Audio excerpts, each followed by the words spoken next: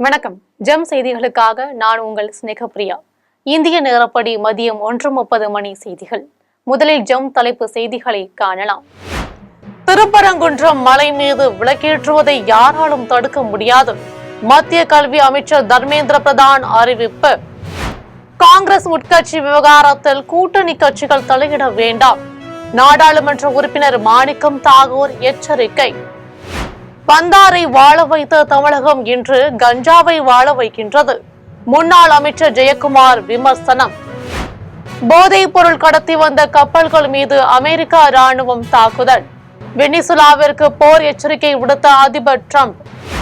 இனி விரிவான செய்திகளை காணலாம். திருப்பரங்குன்றம் மலை மீது விலக்கேற்றுவதை யாராலும் தடுக்க முடியாது என மத்திய கல்வி அமைச்சர் தர்மேந்திர பிரதான் தெரிவித்துள்ளார். மதுரை மீனாட்சி அம்மன் கோவிலில் மத்திய கல்வி அமைச்சர் தர்மேந்திர பிரதான் சாமி தரிசனம் செய்தார். பின்னர் அவர் செய்தியாளர்களிடம் பேசிய போது காசி தமிழ் சங்கமத்தின் 4வது பதிப்பை வெற்றிகரமாக நிறைவு செய்துள்ளதாக தெரிவித்தார். தமிழ்நாட்டில் 5ஆம் வகுப்பு வரை தமிழ் பயிற்று மொழியாக இருக்க வேண்டும் என்பது தேசிய கல்விக் கொள்கையின் பரிந்துரை என்று கூறினார். தொடர்ந்து திருப்பரங்குன்றம் தீப விவகாரம் தொடர்பான கேள்விக்கு பதிலளித்த அவர், திருப்பரங்குன்றம் மலை மீது விலக்கேற்றுவதை தடுக்க முடியாது என்றும், மலை மீது தீபம் ஏற்றுவதை தடுக்க நினைப்பவர்களை சிவன் பார்த்துக் கொள்வார் என்றார். தொடர்ந்து பேசிய தர்மேந்திர பிரதான், இந்த விவகாரத்தை அரசியல் ரீதியாக தமிழ்நாடு அரசு கையாள்வது கண்டிக்கத்தக்கது என்று குற்றம் சாட்டினார். புதிய கல்விக் கொள்கையை ஏற்றுக்கொள்ளவில்லை என்றாலும் கூட புதிய கல்விக் கொள்கை விரைவில் நடைமுறைக்கு வரும் என்று தெரிவித்தார்.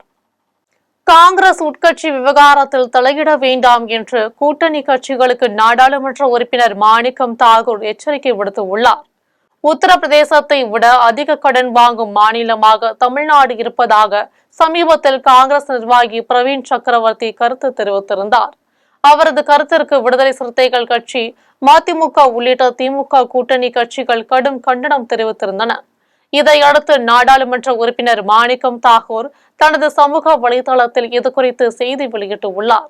இதில் காங்கிரஸ் தனது உள்கட்சி விஷயங்களை எப்படி நடத்த வேண்டும் என்று கூட்டணி கட்சிகள் உத்தரவிட தொடங்கியது எப்போது என கேள்வி எழுப்பினார். கூட்டணிகள் ஏதேனும் கருத்து வேறுபாடுகள் இருந்தால் மேடைகளுக்குள் பேசப்பட வேண்டும் என்று குறிப்பிட்டார். தொடர்ந்து இந்திய கம்யூனிஸ்ட் கட்சி மற்றும் மார்க்சிஸ்ட் கம்யூனிஸ்ட் கட்சியின் தேசிய தலைமைகள் தங்களது மாநில செயலாளர்களுக்கு குறைந்தபட்ச அரசியல் மரியாதையையும் கூட்டணி ஒழுக்கத்தையும் பேண அறிவுறுத்த வேண்டும் என்று கேட்டுக் கொண்டார். வந்தாரை வாழ வைத்த தமிழகம் இன்று கஞ்சாவை வாழ வைக்கிறது என்று முன்னாள் அமைச்சர் ஜெயக்குமார் விமர்சித்துள்ளார். சென்னை ராயப்பேட்டையில் உள்ள அதிமுக தலைமை அலுவலகத்தில் கட்சியின் பொதுச் செயலாளர் எடப்பாடி பழனிசாமி தலைமையில் மாவட்ட செயலாளர்களுடன் முக்கிய ஆலோசனை கூட்டம் நடைபெற்றது. இதில் அனைத்து மாவட்ட செயலாளர்களும் தலைமை கழக நிர்வாகிகளும் கலந்து கொண்டனர். கூட்டத்தில் வருகின்ற சட்டமன்ற தேர்தலுக்கு இன்னும் 4 மாதங்களே உள்ள நிலையில் தேர்தலை எதிர்கொண்டு வெற்றி பெறுவது எப்படி என்பது குறித்து கூட்டத்தில் ஆலோசிக்கப்பட்டது. இதையடுத்து முன்னாள் அமைச்சர் ஜெயக்குமார் செய்தியாளர்களை சந்தித்து பேசினார். அப்போது தமிழ்நாட்டில் கஞ்சா புழக்கம் குறித்த கேள்விக்கு பதிலளித்த அவர், கொஞ்சம் கூட வெக்கம் மானம் இல்லாமல் அமைச்சர் மா சுப்பிரமணியன் கஞ்சா இல்லை என்றும் போதை வசதிகள் இல்லை என்றும் கூறுகின்றார். மேலும் வந்தாரை வாழ வைத்த தமிழகம் இன்று கஞ்சாவை வாழ வைக்கின்றது என்று விமர்சனம் செய்தார். வெனிசுலா அதிபர் போதைப் பொருள் கடத்தலுக்கு ஆதரவு அளிப்பதாகவும் இதனால் அந்நாட்டின் மீது போர் தொடுக்க உள்ளதாகவும் டிரம்ப் எச்சரிக்கை விடுத்துள்ளார். வெனிசுலா, மெக்சிகோ போன்ற பல்வேறு நாடுகளில் இருந்து அமெரிக்காவிற்கு போதைப் பொருள் கடத்தி வரப்படுவதாக ஜனாதிபதி டிரம்ப் குற்றம் சாட்டி வருகிறார். வெனிசுலா அதிபர் போதைப் பொருள் கடத்தலுக்கு ஆதரவு அளிப்பதாகவும் இதனால் அந்நாட்டின் மீது போர் தொடுக்க உள்ளதாகவும் டிரம்ப் எச்சரிக்கை விடுத்துள்ளார். இதற்காக வெனிசுலா எல்லையில் போர் கப்பல்களை அமெரிக்கா நிறுத்தியுள்ளது. தொடர்ந்து வெனிசுலாவிற்கு சென்று திரும்பி வரும் எண்ணெய் கப்பலில் போதைப் பொருள் கடத்தி வரும் கும்பல் மீது தாக்குதல் நடத்தவும் டிரம்ப் உத்தரவிட்டுள்ளார். அதன்படி கடல் வழியாக படகில் போதைப் பொருள் கடத்தி வரும் கும்பல்கள் மீது அமெரிக்கா தாக்குதல் நடத்தி வருகிறது. இந்த தாக்குதலில் இதுவரை 80க்கும் மேற்பட்டோர் உயிரிழந்து உள்ளனர். இந்நிலையில் கிழக்கு பசிபிக் பெருங்கடல் வழியாக போதைப் பொருள் கடத்தி வந்ததாக சந்தேகிக்கப்படும் படகு மீது அமெரிக்கா நேற்று தாக்குதல் நடத்தியுள்ளது. மேலும் போதைப் பொருள் கடத்தி வந்த படகும் அழிக்கப்பட்டது. இந்த தாக்குதலால் பசிபிக் கடல் பகுதியில் பதற்றம் நிலவி வருகிறது. பாரதியார் கண்ட ஒருங்கிணைந்த பாரதம் என்று பிரதமர் நரேந்திர மோடியின் திட்டங்களால் நிஜமாகிக் கொண்டிருக்கிறது என்று குடியரசு துணைத் தலைவர் தெரிவித்துள்ளார். ராமநாதபுரம் மாவட்டம் ராமேஸ்வரத்தில் காசி தமிழ் சங்கமம் நிறைவு விழா நடைபெற்றது. விழாவில் சிறப்பு விருந்தினராக குடியரசு துணைத் தலைவர் ராதாகிருஷ்ணன் பங்கேற்று உரையாற்றினார்.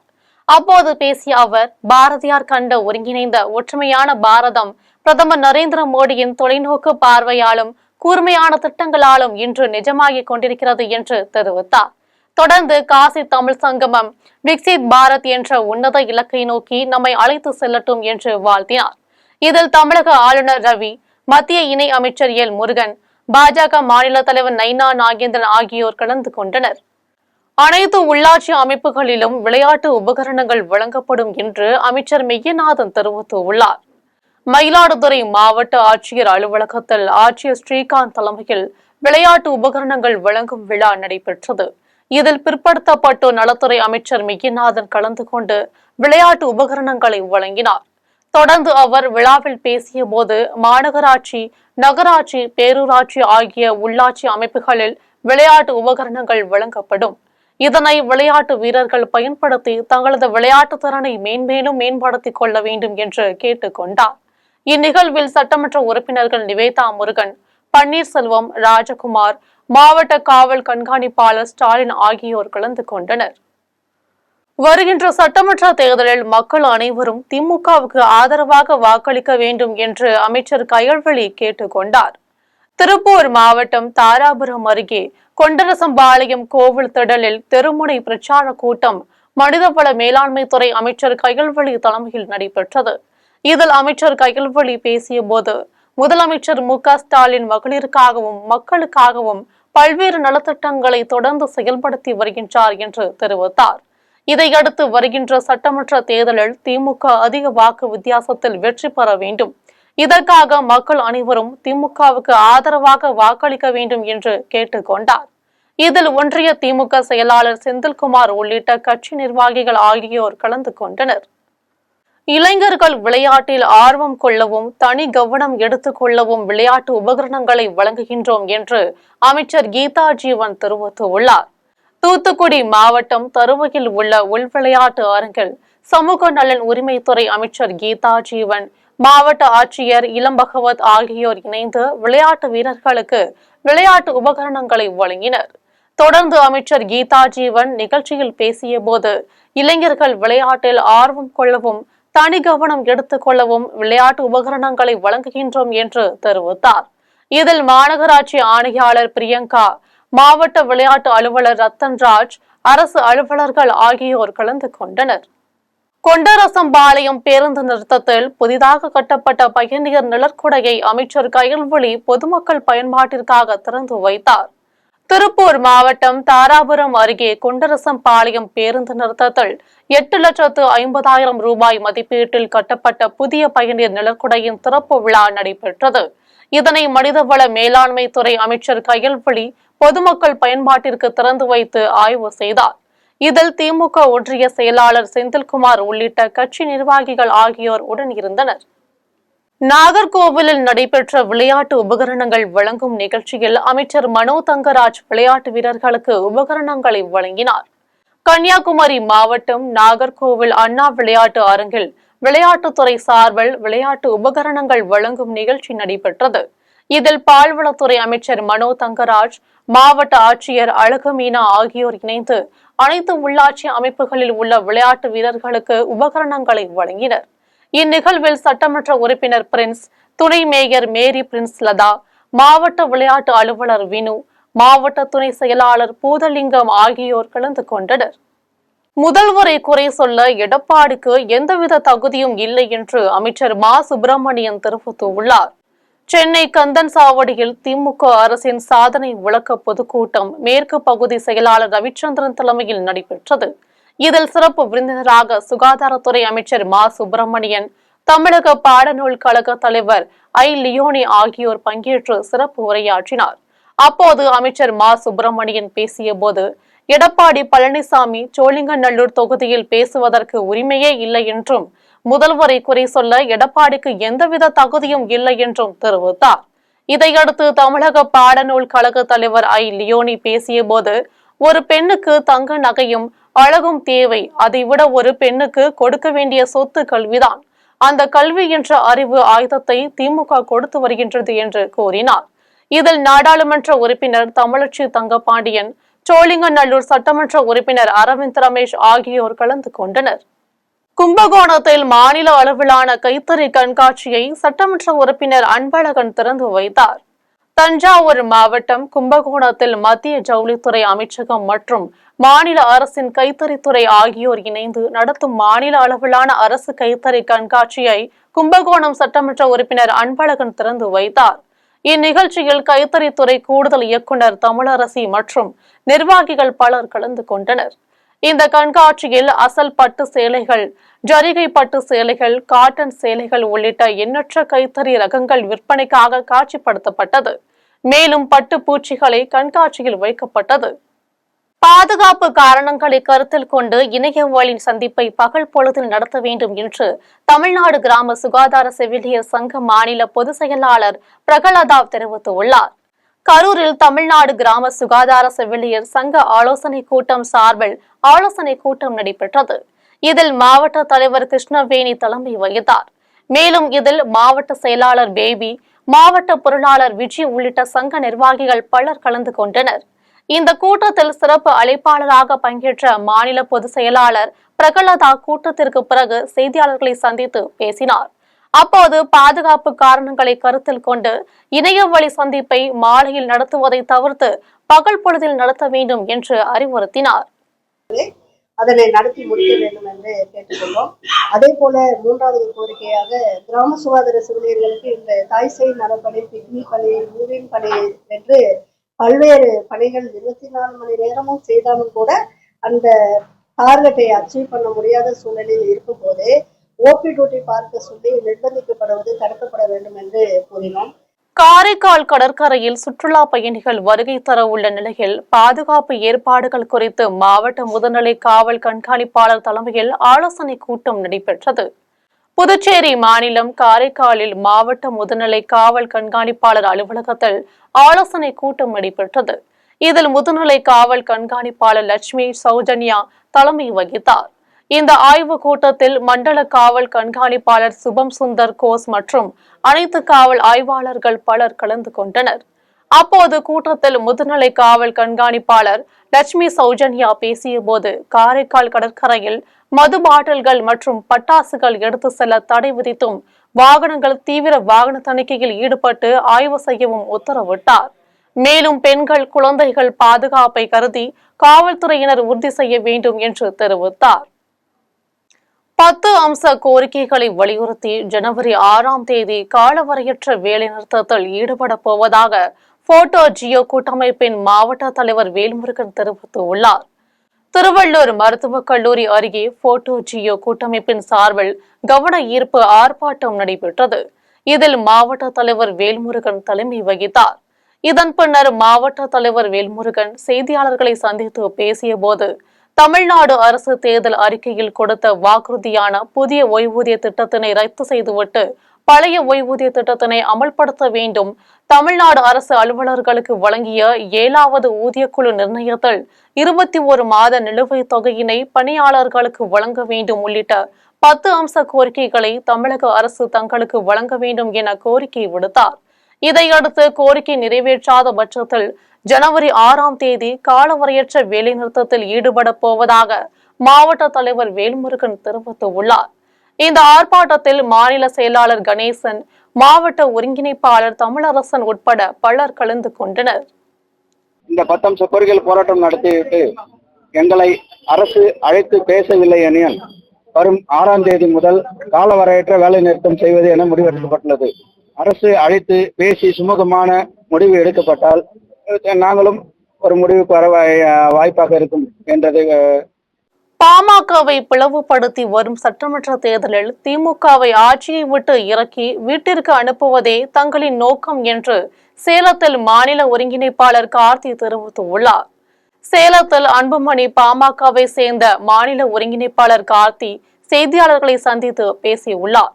அப்போது சேலத்தில் பாமக பொதுக்குழு கூட்டம் என்ற பெயரில் போலியான கூட்டம் நடத்தப்பட்டது எனவும் மருத்துவர் ராமதாசிடம் பொய்யான குற்றச்சாட்டுகளை சுமத்தி பாமகவை பிளவுபடுத்த வேண்டும் என்ற நோக்கத்தில் சட்டப்பேரவை உறுப்பினர்கள் ஜி.கே. மணியும் அருளும் திட்டமிட்டு செயல்பட்டு வருகின்றனர் எனவும், சில நாட்களுக்கு முன்பு புதிதாக நிர்வாகிகளை தேர்வு செய்து அவசரமாக கூட்டத்தை நடத்தியுள்ளனர் எனவும், அவர்கள் உண்மையான பொதுக்குழு செயற்குழு உறுப்பினர்கள் அல்ல என்றும் மாநில ஒருங்கிணைப்பாளர் கார்த்தி தெரிவித்துள்ளார்.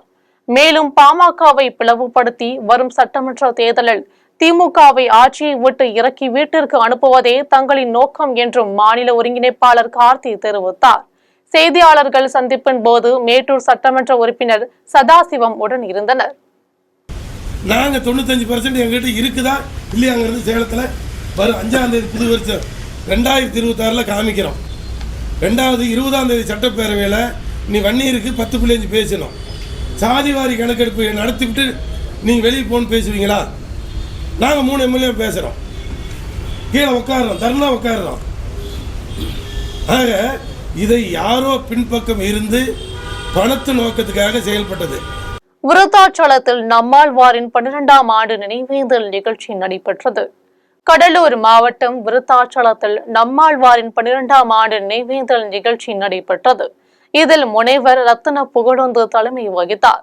இந்நிகழ்ச்சியில் சிறப்பு அழைப்பாளராக விருத்தாச்சலம் வருவாய் கோட்டாட்சியர் விஷ்ணு பிரியா, விருத்தாச்சலம் நகரமன்ற தலைவர் சங்கவி முருகதாஸ் ஆகியோர் கலந்து கொண்டு நம்மாழ்வார் படத்தினை திறந்து வைத்து பீங்கான்களால் ஆன நம்மாழ்வாரின் பொம்மை அறிமுகம் செய்து வைத்தனர். இந்நிகழ்வில் இயற்கை ஒளி வேளாண்மை, மரபு விதைகள், மூலிகைகள், இயற்கை வாழ்வியல் செயல்பாடுகள் உள்ளிட்டவைகளை காட்சிப்படுத்தப்பட்டுள்ளது. இந்நிகழ்வில் வேளாண் பொறியாளர் தங்க பன்னீர்செல்வம், ஓட்டேரி சிவக்குமார் மற்றும் பலர் கலந்து கொண்டனர். 2026 ஆங்கில புத்தாண்டை வரவேற்க தர்மபுரியில் கேக்குகளை வாங்குவதற்கு பொதுமக்கள் மிகுந்த ஆர்வம் காட்டி வருகின்றனர். வருகிற 2026 ஆங்கில புத்தாண்டு தினத்தை சிறப்பாக கொண்டாட பொதுமக்கள் இப்போது தயாராகி வருகின்றனர். இந்த புத்தாண்டு தினத்தில் வீடுகள், கடைகள் மற்றும் பொது இடங்களில் பொதுமக்கள் கேக் வெட்டி உற்சாகமாக கொண்டாடி ஒருவருக்கொருவர் கேக்குகளை வழங்கி வாழ்த்துக்களை பரிமாறிக்கொள்வர். அதன் அடிப்படையில் புத்தாண்டை வரவேற்கும் வகையில் தர்மபுரி நகரில் உள்ள அனைத்து பேக்கரிகளிலும் கேக்குகள் விற்பனை விறுவிறுப்பாக அடைந்துள்ளது. 1/2 கிலோ முதல் 6 கிலோ வரை விதவிதமான மாடல்கள் மற்றும் வண்ணங்களில் கேக்குகள் விற்பனைக்கு வந்துள்ளது. இதனை வாங்க பொதுமக்கள் மிகுந்த ஆர்வம் காட்டி வருகின்றனர். இலவச வீட்டுமனை பட்டா வழங்க கோரி அலங்கியம் ஊராட்சியில் இஸ்லாமிய பெண்களுடன் பொதுமக்கள் சாலை மறியல் போராட்டத்தில் ஈடுபட்டனர். திருப்பூர் மாவட்டம் தாராபுரத்தை அடுத்த அலங்கியம் ஊராட்சி பகுதியில் இலவச வீட்டுமனை பட்டா வழங்க கோரி 300க்கும் மேற்பட்ட பொதுமக்கள் தாராபுரம் பழனி சாலையில் சாலை மறியல் போராட்டத்தில் ஈடுபட்டனர். அலங்கியம் அரசு மேல்நிலைப் பள்ளி அருகே நடைபெற்ற சாலை மறியல் போராட்டத்தில் இஸ்லாமிய பெண்கள் உள்ளிட்ட பல்வேறு சமுதாயங்களை சேர்ந்த பொதுமக்கள் கலந்து கொண்டனர். இதன் காரணமாக பழனி நோக்கியும் அலங்கியத்தில் இருந்து தாராபுரம் நோக்கியும் செல்லும் வாகனங்கள் இருபுறங்களிலும் நீண்ட தூரம் வரிசையாக நின்றதால் போக்குவரத்து பாதிக்கப்பட்டது. இது தொடர்பாக போராட்டத்தில் ஈடுபட்டவர்கள் தெரிவிக்கையில், கரூரில் 7 அம்ச கோரிக்கைகளை வலியுறுத்தி கிராம நிர்வாக அலுவலர்கள் காத்திருப்பு போராட்டத்தில் ஈடுபட்டனர். தமிழ்நாடு கிராம நிர்வாக அலுவலர்கள் சங்கத்தின் சார்பில் 7 அம்ச கோரிக்கை வலியுறுத்தி தமிழகம் முழுவதும் மாவட்ட தலைநகரங்களில் கிராம நிர்வாக அலுவலர்கள் காத்திருப்பு போராட்டத்தில் ஈடுபட்டனர். அதன் ஒரு பகுதியாக கரூர் வட்டார போக்குவரத்து அலுவலகம் அருகில் சங்கத்தின் மாவட்ட தலைவர் முருகேசன் தலைமையில் காத்திருப்பு போராட்டம் நடைபெற்றது. போராட்டத்தில் மாவட்ட செயலாளர் பிரபு, மாவட்ட துணைத் தலைவர் முத்துக்குமார், மாவட்ட ஒருங்கிணைப்பாளர் மோகன்ராஜ், மாவட்ட பொறுப்பாளர் ராஜ்கமல் உள்ளிட்ட இருபால் கிராம நிர்வாக அலுவலர்கள் 50க்கும் மேற்பட்டோர் கலந்து கொண்டு காத்திருப்பு போராட்டத்தில் ஈடுபட்டனர். அப்போது கிராம நிர்வாக அலுவலகத்தில் கழிப்பறை, குடிநீர், இணைய வசதியை ஏற்படுத்த வேண்டும், கிராம நிர்வாக அலுவலர்களின் TNPSC நேரடி நியமன முறையில் கல்வி தகுதியை பட்டப்படிப்பு என மாற்றி அமைக்க வேண்டும், பதவி உயர்வு என்பது எட்டாக்கணியாகவே உள்ள நிலையில் 10 ஆண்டுகள் பணி முடித்தவர்களுக்கு தேர்வு நிலை கிராம நிர்வாக அலுவலர் எனவும் 20 ஆண்டுகள் பணி முடித்த கிராம நிர்வாக அலுவலர்களுக்கு சிறப்பு நிலை கிராம நிர்வாக அலுவலர் என பெயர் மாற்றம் செய்து அரசாணை வெளியிட வேண்டும், பழைய ஓய்வூதிய திட்டத்தை நடைமுறைப்படுத்த வேண்டும் என்பன உள்ளிட்ட 7 அம்ச கோரிக்கைகளை வலியுறுத்தினர். மருத்துவ படிப்புக்கு இடம் வாங்கி தருவதாக பணம் மோசடி செய்த நபரை காவல்துறையினர் நீதிமன்ற காவலில் எடுத்து விசாரணை மேற்கொண்டு வருகின்றனர். சேலம் மாவட்டம் ஓமலூர் அடுத்த தாரமங்கலத்தை சேர்ந்த கோவிந்தராஜன் தனது மகளுக்கு சென்னையில் மருத்துவ படிப்புக்கு இடம் வாங்கி தருவதாக 2012ஆம் ஆண்டு தர்மபுரியை சேர்ந்த ராஜேஸ்வரன் 70 லட்சம் ரூபாய் பெற்றுள்ளார். ஆனால் அவர் இடம் வாங்கி தராமல் பணத்தையும் திருப்பிக் கொடுக்காமல் அவரது மனைவி ஆனந்தியுடன் சேர்ந்து கோவிந்தராஜனுக்கு உயிரை மாய்த்து விடுவதாக மிரட்டல் விடுத்துள்ளார். இதுகுறித்து கோவிந்தராஜ் தாரமங்கலம் காவல்துறையினரிடம் புகார் அளித்தார். இதற்கிடையே ராஜேஸ்வரனை மோசடி வழக்கில் ஓமலூர் குற்றப்பிரிவு சிறையில் அடைத்திருந்தனர். இந்த நிலையில் 70 லட்சம் ரூபாய் மோசடி வழக்கில் நீதிமன்ற உத்தரவுடன் தாரமங்கலம் காவல்துறையினர் ராஜேஸ்வரனிடம் விசாரணை செய்தபோது அரசு அதிகாரிகள் பெயரை கூறி பல கோடி ரூபாய் மோசடி செய்து குண்டா சட்டத்தில் அவர் கைதாகி இருப்பது தெரிய வந்தது. தருமபுரியில் முனியப்பன் கோவிலில் திருவிழா வெகு விமர்சையாக நடைபெற்றது. தருமபுரி மாவட்டம் பெண்ணாகரத்தில் முனியப்பன் கோவிலில் திருவிழா நடைபெற்றது. இதையொட்டி ஆயிரக்கணக்கான ஆடுகள், கோழிகளை பலியிட்டு பக்தர்கள் தங்கள் நேர்த்திக்கடனை செலுத்தினர்.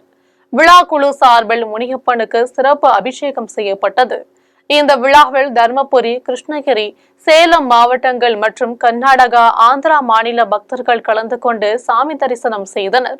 இவ்விழாவில் இந்து சமய அறநிலையத்துறை இணை ஆணையர் கிருஷ்ணன், உதவி ஆணையர் மகாவிஷ்ணு, செயல் அலுவலர் கீதாஞ்சலி மற்றும் விழா குழுவினர்கள் மற்றும் பொதுமக்கள் செய்திருந்தனர். விருத்தாச்சலத்தில் தனிநபர்கள் ஆக்கிரமித்து உள்ள ஓடை ஆக்கிரமிப்புகளை அகற்ற கோரி மக்கள் பொதுப்பணித்துறை அலுவலகத்தை முற்றுகையிட்டு போராட்டத்தில் ஈடுபட்டனர். கடலூர் மாவட்டம் மங்களம்பட்டு, பள்ளிப்பட்டு வழியாக ரூபநாராயணன் நல்லூர் ஏரிக்கு செல்லும் நீர்வழி ஓடையின் இருபுறங்களிலும் உள்ள நிலத்தை உள்ள அந்த ஊரை சேர்ந்த தனிநபர் சிலர் ஆக்கிரமிப்பு செய்து வீடு கட்டியுள்ளனர். இதனால் மழைக்காலங்களில் ஓடையின் அருகாமையில் உள்ள விளை நிலங்கள் மற்றும் வீடுகள் பாதிப்படைகிறது. கடந்த 3 ஆண்டுகளுக்கு மேலாக ஓடை ஆக்கிரமிப்புகளை அகற்ற கோரி அனைத்து நிலை அலுவலர்களுக்கு மனு அளித்தும் அவர்கள் புகாரின் மேல் எந்த நடவடிக்கையும் எடுக்கவில்லை. இதனால் மழை காலத்தில் ஏற்படுகின்ற பாதிப்புகளுக்கு நீர்வழி பாதை, குளம், ஏரி ஆக்கிரமிப்பு தான் காரணம் என்பதால் உடனடியாக மேற்கண்ட ஆக்கிரமிப்புகளை அகற்ற கோரி நீர்வள செயற்பொறியாளர் அலுவலகத்தில் இந்திய குடியரசுக் கட்சியின் மாவட்ட இளைஞரணி அமைப்பாளர் அலிபாபு, மாவட்ட தலைவர் கதிர்வேல், மாநில பொதுச் செயலாளர் பங்கப்பிள்ளை ஆகியோர்கள் தரையில் அமர்ந்து போராட்டத்தில் ஈடுபட்டனர்.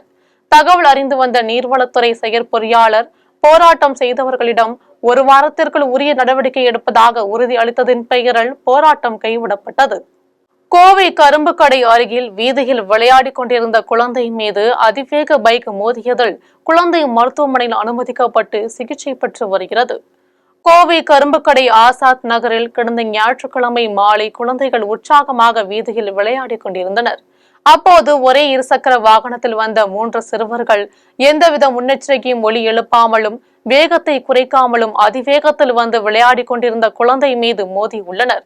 அப்போது விபத்தில் காயமடைந்த குழந்தையின் அலறல் சத்தம் கேட்டு அக்கம் பக்கத்தினர் மற்றும் உறவினர்கள் உடனடியாக ஓடி வந்து குழந்தையை மீட்டு கோவை அரசு மருத்துவமனைக்கு அனுப்பி வைத்தனர். மருத்துவமனையில் குழந்தைக்கு தீவிர சிகிச்சை அளிக்கப்பட்டு வருகிறது. இந்த விபத்து சம்பவம் அந்த வீதியில் உள்ள ஒரு வீட்டில் பொருத்தப்பட்டிருந்த கண்காணிப்பு கேமராவில் பதிவாகி உள்ளது. சிசிடிவி காட்சிகளில் குடியிருப்பு பகுதி என்பதையும் பொருட்படுத்தாமல் 3 சிறுவர்கள் ஒரே வாகனத்தில் பந்தய வேகத்தில் வந்ததும் விபத்திற்கு பிறகு மூவரும் வாகனத்தில் இருந்து இறங்கியதும் தெளிவாக பதிவாகி உள்ளது. இந்த சம்பவம் குறித்து அப்பகுதி மக்களும் சமூக ஆர்வலர்களும் கடும் கண்டனம் தெரிவித்து உள்ளனர். குடியிருப்பு வீதிகளில் குழந்தைகள், முதியவர்கள் நடமாடுவார்கள் என்ற அச்சமின்றி அதிவேகத்தில் வாகனங்களை ஓட்டும் சிறுவர்களின் பாதுகாப்பை உறுதி செய்ய தவறிய பெற்றோர் மீதும் வழக்கு பதிவு செய்து உரிய நடவடிக்கை மேற்கொள்ள வேண்டும் என்றும் அவர்கள் வலியுறுத்தி வருகின்றனர். இனி வருவது திரையுலக செய்திகள். பிரபல நடிகர் மோகன்லாலின் தாயார் சாந்தகுமாரி கடந்த சில நாட்களாக உடல்நலக் குறைவால் பாதிக்கப்பட்ட நிலையில் கொச்சியில் நேற்று காலமாகி உள்ளார். கேரள மாநிலம் கொச்சியில் பிரபல நடிகர் மோகன்லாலின் தாயார் சாந்தகுமாரி கடந்த சில நாட்களாக உடல்நலக் குறைவால் அவதியுற்ற நிலையில் நேற்று காலமாகி உள்ளார். இதையடுத்து அவரது உடல் திருவனந்தபுரம் பூஜப்புரா பகுதியில் உள்ள மோகன்லாலின் குடும்ப வீட்டிற்கு கொண்டு வரப்பட்டது. தொடர்ந்து மத்திய இணை அமைச்சர் சுரேஷ் கோபி, கேரள அமைச்சர்கள் முகமது ரியாஸ், சுஜி சரியான் உட்பட பல்வேறு அரசியல் பிரமுகர்கள், திரையுலகினர், அப்பகுதி பொதுமக்கள் நேரில் அஞ்சலி செலுத்தி வருகின்றனர். தொடர்ந்து இன்று மாலை முடவன் முகல் பகுதியில் உள்ள குடும்ப வீட்டிலேயே இறுதி சடங்குகள் நடைபெற உள்ளது. இனி வருவது உலக செய்திகள்.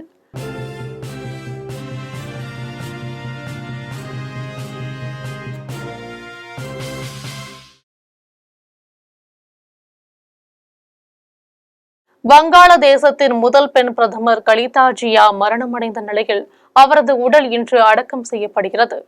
அண்டை நாடான வங்காளதேசத்தின் முன்னாள் பிரதமரும் வங்கதேச தேசியவாத கட்சியின் தலைவருமான கலிதா ஜியா இதயம் மற்றும் நுரையீரல் தொற்று நோய் காரணமாக டாக்காவில் உள்ள தனியார் மருத்துவமனையில் கடந்த மாதம் 13ஆம் தேதி அனுமதிக்கப்பட்டார். அவருக்கு சிறப்பு மருத்துவ குழுவினர் தீவிர சிகிச்சை அளித்து வந்தனர்.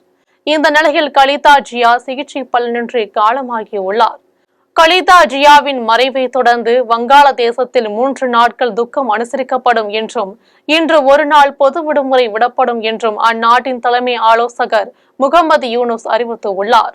கலிதா ஜியாவின் இறுதி சடங்கு வங்காளதேச நாடாளுமன்ற வளாகம் முன் உள்ள டாக்கா மாணிக்மியா அவென்யூவில் நடைபெறும் என்று எதிர்பார்க்கப்படுகிறது. இனி வருவது விளையாட்டு செய்திகள்.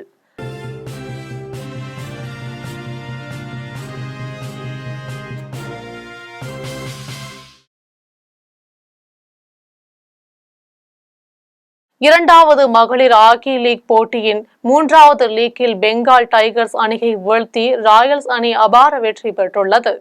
ஜார்க்கண்டின் ராஞ்சியில் 2வது மகளிர் ஹாக்கி இந்தியா லீக் போட்டி நடைபெற்று வருகிறது. இதில் 3வது லீக்கில் ராஞ்சி ராயல்ஸ் அணி ஷிராச்சி பெங்கால் டைகர்ஸை எதிர்கொண்டது. அப்போது போட்டியில் ராஞ்சி அணி 5-0 என்ற கோல் கணக்கில் பெங்கால் டைகர்ஸ் அணியை வீழ்த்தி அபார வெற்றி பெற்றது. இனி வருவது தங்கம், வெள்ளி மற்றும் பங்குச்சந்தை விலை நிலவரம்.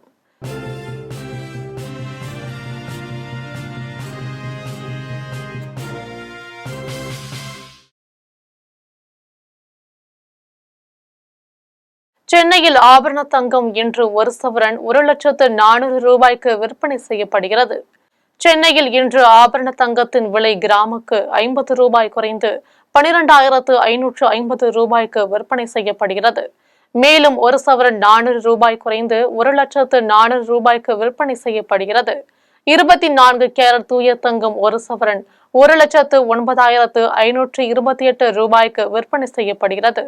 மேலும் 1 கிராம் வெள்ளி 258 ரூபாய்க்கும் 1 கிலோ வெள்ளி 2,58,000 ரூபாய்க்கும் விற்பனை செய்யப்படுகிறது. இந்திய பங்கு சந்தைகளில் வணிகம் இன்று உயர்வுடன் காணப்படுகிறது. மும்பை பங்கு சந்தை பங்கு விலை குறியீட்டு எண் சென்செக்ஸ் 272 புள்ளிகள் அதிகரித்து 84,947 புள்ளிகளில் வணிகமாகிறது.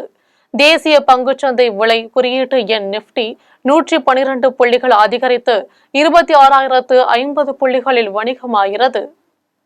மீண்டும் ஜெம் தலைப்பு செய்திகள். திருப்பரங்குன்றம் மலை மீது விளக்கேற்றுவதை யாராலும் தடுக்க முடியாது. மத்திய கல்வி அமைச்சர் தர்மேந்திர பிரதான் அறிவிப்பு. காங்கிரஸ் உட்கட்சி விவகாரத்தில் கூட்டணி கட்சிகள் தலையிட வேண்டாம். நாடாளுமன்ற உறுப்பினர் மாணிக்கம் தாகூர் எச்சரிக்கை. பந்தாரை வாழ வைத்த தமிழகம் இன்று கஞ்சாவை வாழ வைக்கின்றது. முன்னாள் அமைச்சர் ஜெயக்குமார் விமர்சனம். போதைப் பொருள் கடத்தி வந்த கப்பல்கள் மீது அமெரிக்கா ராணுவம் தாக்குதல். வெனிசுலாவிற்கு போர் எச்சரிக்கை விடுத்த அதிபர் டிரம்ப். இத்துடன் ஜெம் செய்திகள் நிறைவடைகின்றன. மீண்டும் ஜெம் செய்திகள் மாலை 6 மணிக்கு. உடனுக்குடன் செய்திகளை காண gemlive.tv என்ற இணையதளத்தில் இணைந்திருங்கள். நன்றி, வணக்கம்.